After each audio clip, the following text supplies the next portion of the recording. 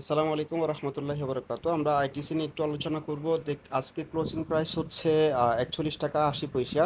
আর আমি দুইটা trade line এঁকে রাখছি। এটা হচ্ছে একটা, এটা এবং একটা হচ্ছে এটা, ঠিক আছে, দুইটা ট্রেড লাইন।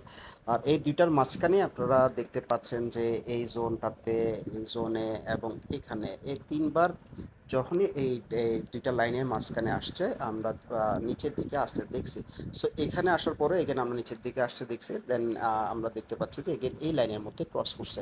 তো কেউ যদি ইনভেস্ট করতে চান এই এই মুহূর্তে বর্তমান পজিশনে, তাহলে আমি সাজেস্ট করবো যে এই পজিশনটাতে 41 টাকা থেকে শুরু করে 45 টাকা পর্যন্ত এই জোনটাতে ইনভেস্ট না করার জন্য। যদি করে ফেলেন হয়তো সেক্ষেত্রে, যেহেতু বারবার এখান থেকে এই রেঞ্জ থেকে ফিরে আসতেছে, তাহলে ওখান থেকে আপনার পোর্টফোলিও ইনভেস্ট করে ফেললে সেক্ষেত্রে পোর্টফোলিও মাইনাস হওয়ার সম্ভাবনা আছে। তাহলে ইনভেস্ট করবো কোন জায়গায়? ইনভেস্ট করবো হচ্ছে আমরা 46 টাকার উপরে যদি সাস্টেনেবল ব্রেকআউট আসে, তাহলে আমরা ইনভেস্ট করবো। সেক্ষেত্রে রিস্ক নিতে পারেন। রিস্ক নিলে এই ক্ষেত্রে কি হয় যে যখন ব্রেকআউট হয় সাকসেসফুলি কোনো একটা রেজিস্ট্যান্স, তাহলে 80% সম্ভাবনা থাকে যে এটা আরও বৃদ্ধি পাবে।